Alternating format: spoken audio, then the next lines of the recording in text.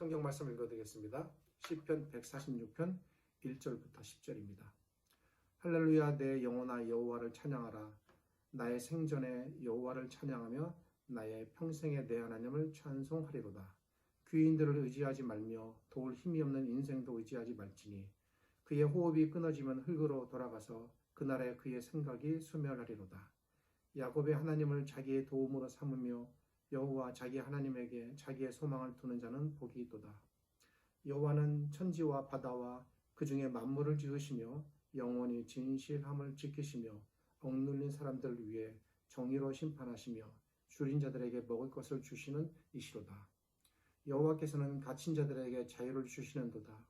여호와께서 맹인들의 눈을 여시며 여호와께서 비굴한 자들을 일으키시며 여호와께서 의인들을 사랑하시며 여호와께서 나그네들을 보호하시며 고아와 과부를 붙드시고 악인들의 길은 굽게 하시는도다. 시온아, 여호와는 영원히 다스리시고 내 하나님은 대대에 통치하시리로다. 할렐루야. 지난 7주 동안 저희는 쉬지 않고 출애굽기 19장과 24장을 언약이라는 주제를 중심으로 살펴보았습니다. 제 생각에 아직도 출애굽기 24장 설교를 다 마치지는 못했습니다. 이 본문을 최종적으로 마치려면 아직 2번 정도는 더 살펴보아야 할 것 같습니다.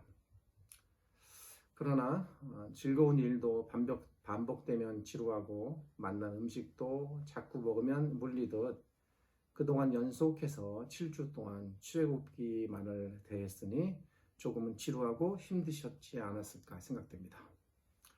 오늘은 제가 여러분들을 조금 배려하는 마음으로 한번 쉬어가려는 마음으로 한 편의 시를 나누려고 합니다. 출애굽기 설교를 들으실 때보다는 조금은 가벼운 마음으로, 그렇다고 하나님의 말씀을 소홀하게 들으셔도 된다는 뜻은 아닙니다만 잠시 즐거운 마음으로 야외 소풍을 나간다는 그런 기분으로 이 설교를 들으셔도 될 듯 합니다. 코로나로 인해 4인까지만 모임이 허락되는 이런 상황에서 그래도 조금씩은 각자 마음을 다해 부모님을 찾아뵙고 효를 다하셨으리라 생각합니다. 부모님께서 생존해 계시지 않으시는 분들께는 꼭 이런 말씀조차 죄송한 말씀이 아니 될까 염려되며 이해를 부탁드립니다. 제게는 아직 노부모님께서 살아계셔서 저 역시 제가 가족 대표로 저 혼자 부모님을 찾아뵙고 다녀왔습니다. 이번에 부모님을 찾아뵀을 때에 그간의 제 형편을 말씀드리게 되었는데 부모님께서 제가 전하게 된 설교 유튜브 영상을 보시게 되었습니다. 유튜브 영상을 보시자마자 두 분께서 동시에 제게 한 말씀을 하셨습니다. 두 분 모두 어찌 하나님의 말씀을 전하면서 넥타이도 안 매고 정장도 안 하고 이런 복장으로 말씀을 전하느냐. 약간의 지적 섞인 꾸지람을 들었습니다. 죄송하고 송구했습니다.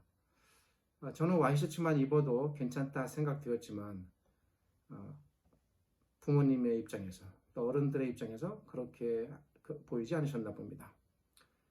부모님의 지적을 받으니 다른 분들께도 이렇게 보여줄 수 있겠구나 라는 생각이 또 들었고 그래서 집에 와서 의논했습니다. 부모님께 다음부터 꼭 넥타이 매고 양복 입고 설교하겠습니다. 말씀드렸습니다. 오늘 제 복장이 일이 된 것은 그간 이런 사정이 있었기 때문입니다. 특별히 제가 잘 보이려고 그런 것은 아닙니다. 제 모습이 평소와 달라 의아해하실 것 같아 그런 의아함이 설교의 집중력을 떨어뜨리지는 않을까 나름 생각에 그간의 제 사정을 말씀드립니다. 기왕에 명절과 부모님 이야기가 나왔으니 이와 연관해서 몇 말씀 드림으로 설교를 이어가려고 합니다. 자식이 부모에게 효를 다하는 것이 마땅하지만 실제로 그리 못하는 경우가 저와 주변에 많습니다. 저도 결코 예외는 아니라고 생각됩니다. 그런데 제가 곰곰이 생각해 보았습니다. 자식이 부모에게 효를 다하지 못하는 그 근본적인 이유, 마음의 시작은 어디서부터일까? 제 좁은 생각으로 판단될 때 아마도 부모님의 수고와 희생과 수고로 여기지 않고 당연한 부모의 의무로 생각하는 바로 그 생각의 지점 때문이 아닐까 그렇게 생각했습니다. 우리나라는 전통적으로 예로부터 자식에게 끊임없이 희생하고 수고하고 자식을 돌보고 살피는 것을 마땅한 부모의 참된 상으로 여겨왔습니다. 우리들에게 부모님의 모습은 그러했습니다. 부모님의 희생과 헌신은 마땅하고 당연한 것이었습니다. 자식을 키우고 돌보기 위해 부모가 져야 하는 책임들, 예를 들면 자녀의 식사를 준비하고 의복을 준비해 입히고 공부를 시키고 결혼을 시키고 심지어 결혼 후의 삶까지 돌보기까지 하는 부모, 끊임없이 자식을 뒷바라지하고 자식들은 또 그런 부모의 보살핌을 당연한 듯 받아왔습니다. 이런 부분은 특별히 우리나라가 서양과도 많이 차이가 나는 것 같습니다. 그렇게 당연함에 익숙한 우리들은 부모의 수고가 당연한 것이다 여겨지기에 이에 대한 고마움도 부족하고 그러기에 부모의 수고와 고마움에 대한 정당한 평가를 내리지 못하는 것 같습니다. 부모의 수고와 헌신이 정당하게 평가받고 존중받아야 하는데 그렇지 못하다는 것입니다. 부모의 수고는 언제나 당연한 것이었습니다. 부모에게 정당한 평가를 내리지 못하니 이에서 제대로 된 마음과 효가 나올 리 없는 것입니다. 돌이켜보면 저도 그러했던 것 같습니다.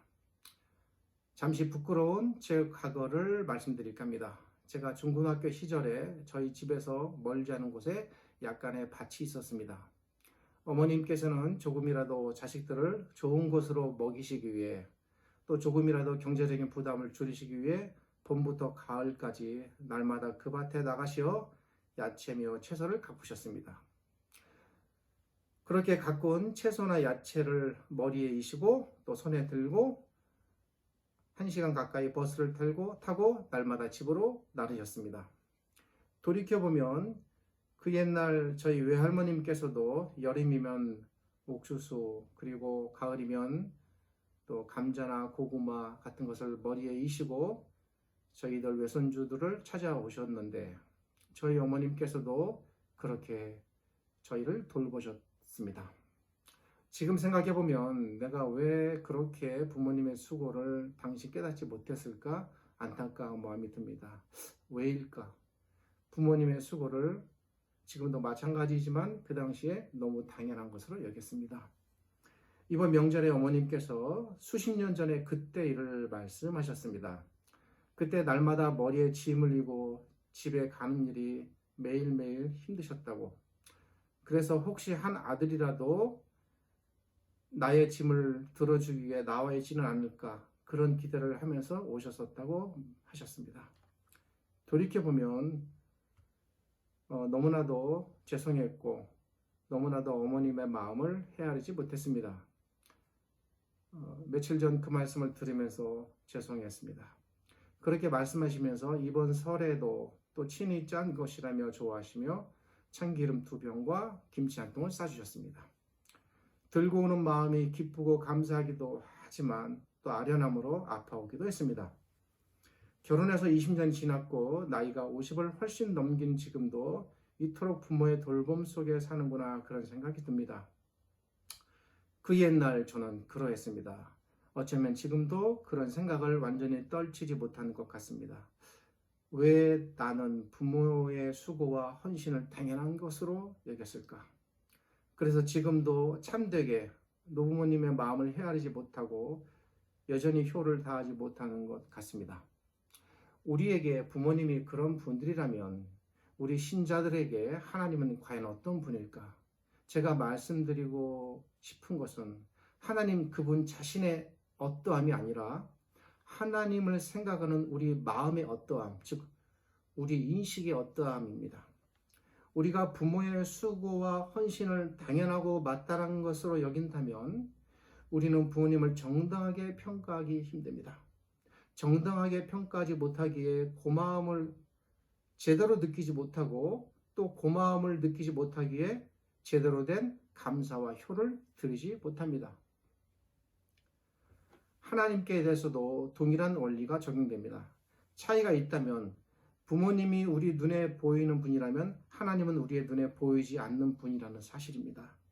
눈에 보이는 부모님의 수고와 사랑과 헌신을 제대로 평가하지 못한다면 어찌 눈에 보이지 않는 하나님을 제대로 평가하고 존중할 수 있겠습니까? 우리 예수님께서도 이 부분에 대하여 말씀하셨습니다. 부모를 무시하면서 어찌 하나님을 존중할 수 있겠습니까? 설령 하나님을 그렇게 존중한다 할지라도 그것이 제대로 된 존중일까? 오해는 하지 마십시오. 오늘 제 설교의 논점은 효를 다하자는 것이 아니라 본문의 의미를 잘 들여다보기 위하여 예를 들어 설명한 것입니다. 부모에게 정당한 평가를 내릴 수 없는 사람은 하나님께 대해서 정당한 평가를 내리기 힘듭니다. 또 부모를 존중하지 않는 사람은 하나님을 존중하기 힘듭니다. 왜냐하면 평가와 존중의 원리가 같기 때문입니다. 왜 그렇습니까? 그것은 사람이 부모의 수고와 헌신을 당연한 것으로 여겨왔다면 그런 신자는 역시 하나님의 수고와 헌신도 늘 당연한 것으로 여기고 그렇게 살기 때문입니다. 받는 것에 너무 익숙해 있습니다. 우리들은 하나님께 대해 고정적인 관점이 있습니다. 그것은 하나님께서는 언제나 신실하시고 언제나 사랑이 많으시고 언제나 긍휼하시고 언제나 용서가 풍부하시다는 생각입니다. 물론 맞습니다. 물론 이것이 성경이 전하는 하나님의 모습입니다. 그러나 우리는 너무나도 오랫동안 귀에 못이 박히도록 하나님은 이런 분이다 읽고 들어왔습니다. 그래서 하나님의 그런 모습이 우리에게는 너무 당연하고 익숙한 것입니다. 하나님이라면 언제나 우리에게 양보해야 하는 분이었습니다. 부모님처럼. 그래서 우리에게는 하나님의 사랑과 은혜로 다가오기 힘듭니다. 하나님이시니까 당연한 거야. 그리 생각하는 것입니다. 이런 생각에 우리는 신앙적으로 길들여져 왔습니다. 원래 부모님은 이러해야 해. 그러니까 부모님의 그런 희생과 사랑 당연한 거야. 남들도 내 친구들도 다 그렇게 부모 사랑 받으면서 살아와. 나만 특별한 거 아니야. 라고 생각하듯 하나님이라면 당연히 이런 분이야. 그러니까 우리에게 그분이 사랑과 은혜를 베푸는 것은 마땅한 거야. 라는 생각이 나도 모르게 조금씩 자라는 것입니다. 대단히 안 좋은 생각의 자람입니다. 그리고 이런 생각이 싹트고 자라면 그 생각에 익숙해집니다. 익숙해지면 정당한 평가와 존중을 하지 못하듯 하나님께 대해서 제대로 된 평가와 존중을 못하게 됩니다. 호의가 계속되면 그 호의가 받는 사람에게 의무가 되듯 하나님의 호의가 우리에겐 하나님의 의무가 되었습니다. 그런데 우리 한번 가정해 봅시다. 우리가 아는 하나님은 못하시는 것이 일이 없으신 분입니다. 그분은 세상을 말씀으로 지으셨습니다. 세상과 사람 모든 만물을 지으셨습니다. 하늘의 해와 달과 수많은 별들의 세계를 지으셨고 바다와 땅도 지으셨습니다. 시편 그 어느 곳이든 한 번만 열어보면 이런 모습이 무수히 눈에 들어옵니다. 그분은 죽은 자도 살리셨고 살아있는 자도 죽이십니다. 그분은 바람과 파도와 땅을 지금도 움직여 나가고 계십니다. 그분은 절대적입니다. 그분의 힘과 권능과 능력의 한계는 없습니다. 그런데 만약 그런 하나님께서 자신의 이런 무한한 능력을 조금이라도 잘못 사용하시면 어떻게 될까요? 세상이 어찌 되겠습니까? 혹시 하나님께서 변덕이라도 부리신다면 어떻게 되겠습니까? 혹시 하나님께서 오늘 하신 말씀을 내일 뒤집으신다면 어떻게 되겠습니까? 우리들 입장에서 얼마나 불안하고 초조하겠습니까? 하나님이 너무너무 신실하셨으니까 이런 일은 절대 없다고 우리는 믿음이라는 것을 통해서 생각합니다. 그런데 이런 가정을 해볼 수 있습니다. 하나님께서 자신의 기분에 따라 마치 우리들처럼 세상을 다스리신다면 이 세상이 얼마나 혼란해지고 불안해지고 불행해지겠습니까? 고대 사회의 다른 신들처럼 하나님께서도 자신에게 드려지는 제물과 희생의 정도로 사람을 평가하고 받으시는 분이라면, 그리고 하나님께서 힘 있는 자와 가진 자의 편에 생각 없이 서시는 분이라면, 그래서 그분이 가난한 고아와 가부와 같은 가련한 사람들을 별볼일 없이 생각하시는 그런 하나님이시라면 우리가 믿고 섬길 수 있겠습니까? 우리가 얼마나 부당한 마음에 들겠으며 불안해 하겠습니까? 이 가난하고 가련한 백성들이 어디로 가야 하겠습니까? 맑았던 하늘이 갑자기 어두워지고 예보에도 없는 바람과 비가 내린다면 우산을 가지고 가지 못했던 사람이 비를 맞고 낭패를 보듯, 만일 하나님께서 오늘 이렇게 말씀하시고 내일은 또 어제 하신 말씀을 뒤집으시고 그렇게 부당하게 사람을 처벌하시고 자신의 감정과 기분대로 세상을 주물러 나가신다면 과연 우리 중 몇이나 살아나겠습니까? 저의 이런 상상과 가정이 어처구니 없게 들리실 수 있을지 모르겠지만, 지금으로부터 수천 년 전 구약시대와 그리고 고대 사회에서의 신들은 당시 이러했습니다. 당시 사람들은 그런 불안정한 신들, 정신이 불안했던 신들의 시대에 살았습니다. 당시의 신들은 정신이 불안했고 신실하지 못했습니다. 가진 자의 편에 섰고 특별히 무엇보다도 선과 악의 기준이 없는 신들이었습니다. 당시 신들은 선과 의를 추구하지 않았으니까 당연히 선인과 의인을 정당하게 평가하지 않았던 것입니다. 무조건 자기한테 잘하는 사람, 많이 드리고 희생하면 기뻐했던 그런 신들이었습니다. 또 당시 신들은 선과 악의 기준이 없었고 선과 악을 따지도 않았습니다. 그래서 그런 신들을 섬기는 사람들 역시 당연히 선과 악을 따지기보다 도덕이라는 것이 없었습니다. 무조건 신을 만족시키는 일에 집중했던 것입니다. 그런 신들의 기분이 오늘 다르고 내일 달랐기에 사람들이 그걸 맞추려니 힘들었습니다. 사람들은 신의 그런 불안정한 감정에 기대어 그런 신들을 만족시켜야 했습니다. 물론 하나님 이외에 모든 신들은 우상이고 우리에게는 존재하지 않는 신들이었지만, 당시에는 들판에 나무 한 그루, 산 위에 바위덩어리 하나까지 그렇게 신으로 여겨지던 그런 시대였고, 지금도 우리 주변에 그렇게 사는 사람들이 많습니다. 그랬기에 당시 시대의 신들은 사랑과 존중의 대상이 아니라 공포의 대상이었습니다. 그들에게 신들은 기쁨과 감사의 대상이 아닌 불안과 염려의 대상이었습니다. 언제 벌을 내릴지 모르는 불안한 마음으로 섬겨야 했습니다. 그들에게 신들은 아무리 모든 것을 드려도 언제나 만족하지 못하는, 그래서 심지어 자신들의 자녀들까지 불에 태워 드릴 정도로 정성을 쏟아야 하는 그런 대상들이었습니다. 그들에게 당시 신들은 그렇게 잔인했으며 몰인정했으며 부당했습니다. 그래도 그들은 그런 신들을 쫓았습니다. 살기 위해, 또 저주를 피하기 위해 쫓았습니다. 요나가 어느 날 배를 탔을 때에 바람이 불고 풍랑이 일었습니다. 그때 뱃사람들이 취한 행동은 요나를 바다에 던지는 것이었습니다. 그들은 요나를 바다에 던져 죽이는 것이 신의 노여움을 푸는 것이다 라고 생각했습니다. 아무 근거도 없이 그렇게 생각한 것입니다. 대표적인 모습이지만 이것이 그들의 신관이었습니다. 그리고 지금도 다르지 않습니다. 사람들은 지금도 이런 방식으로 각기 나름의 신들을 섬깁니다.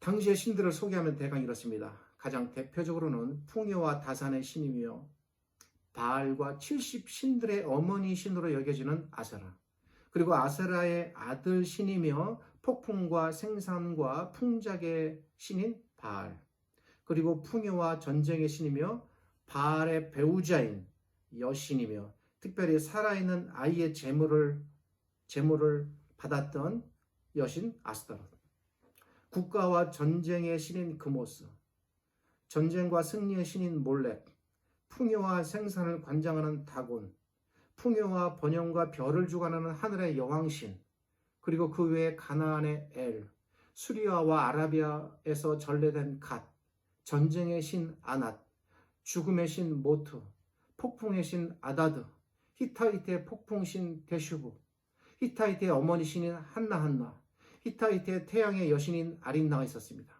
그리고 북바벨론은 바벨론의 무로닥과 벨과 느보, 아수르와 바벨론과 베니게의 담무스, 그리고 그 외에 하늘의 신 아누, 물의 신 이야, 바벨론의 말뚝의 배우자 신인 숫꽃 브노트, 폭풍의 신 엔릴, 태초의 신 에나엔키, 성과 다산과 달의 신인 난나, 소금을 관장하는 신 티아맛, 바벨론의 별들의 신인 레판, 바벨론의 땅의 신 토성신인 식굿, 이 외에도 고대로부터 구약시대 전반에 이르기까지 헤아릴 수 없는 수많은 신들이 존재했고 그들의 시대에 그들이 살았습니다.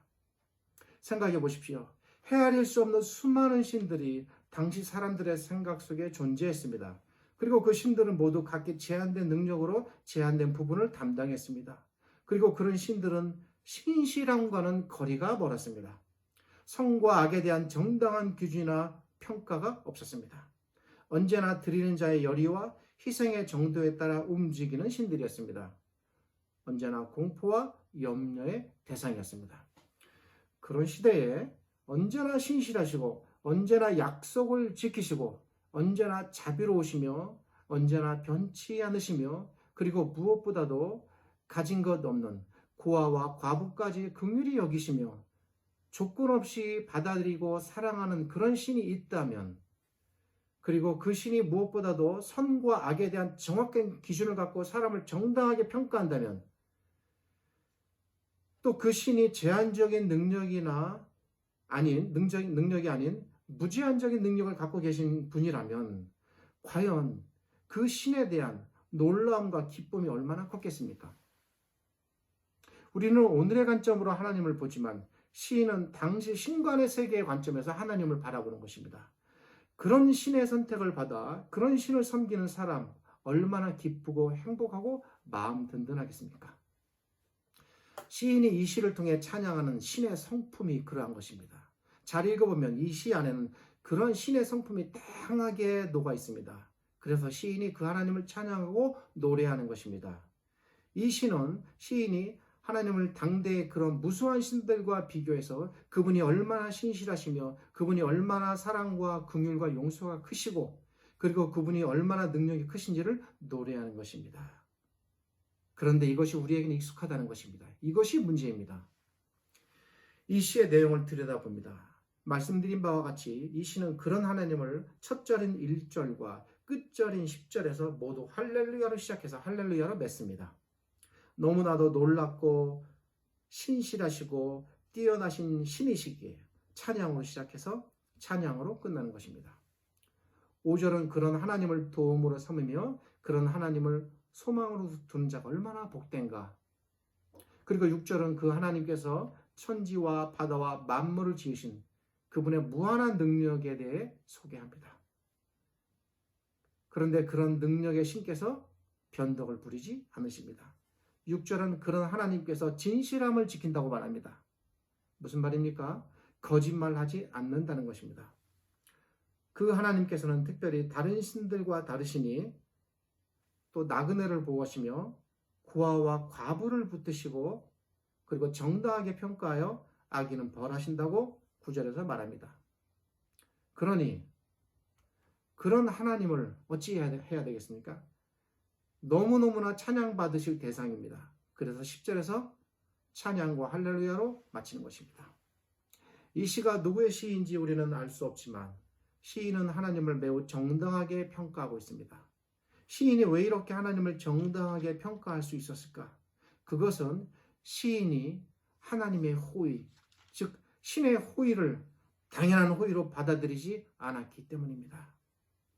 받을 수 없는, 가치 없는 자에게 베풀어지는 은혜가 어떠함을 깨달았던 것입니다. 내가 그런 신의 호의를 받을 만한 사람인가? 내가 그런 자격 있는 사람인가?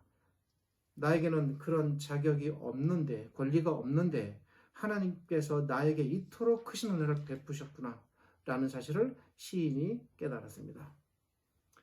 오늘 설교 초두에서 말씀드린 것처럼 우리 부모의 노고를 정당하게 평가하는 사람이 부모를 존중할 수 있듯 하나님의 노고를 정당하게 평가하는 시인이었기에 시인은 하나님을 바로 평가하고 고마워하고 찬양하는 것입니다.